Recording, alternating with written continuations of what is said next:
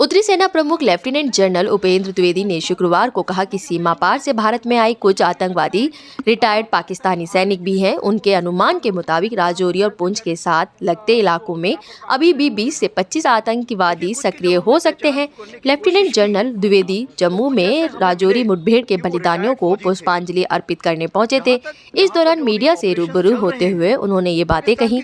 Lieutenant general Dwivedi ने कहा, हमने मुठभेड़ में अपने 5 बहादुर सैनिकों को खो दिया, लेकिन 2 खूंखार आतंकवादियों को भी मार गिराया है। हमारे जवानों ने अपनी व्यक्तिगत सुरक्षा की परवाह किए बिना देश की रक्षा के लिए सर्वोच्च बलिदान दिया है। 2 खूंखार आतंकवादियों के मारे जाने से आतंकी पारिस्थितिक तंत्र और पाकिस्तान को एक बड़ा झटका लगा है।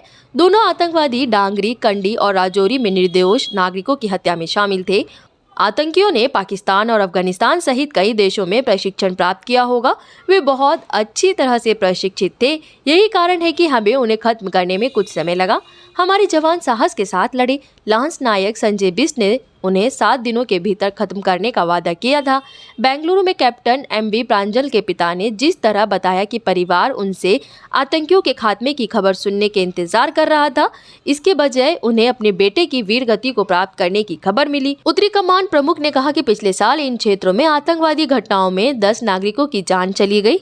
हमें स्थानीय स्रोतों से कुछ आतंकवादी ठिकानों के बारे में जानकारी मिली। वे ढांगरी हमले में भी शामिल थे। साथ ही LOC पार करके देश में दाखिल हुए कुछ आतंकवादियों की पहचान रिटायर्ड पाकिस्तानी सैनिकों के रूप में हुई है। राजौरी मुठभेड़ में सुरक्षा बलों ने लश्कर-ए-तैयबा के एक टॉप कमांडर कारी समेत 2 को मार गिराया है।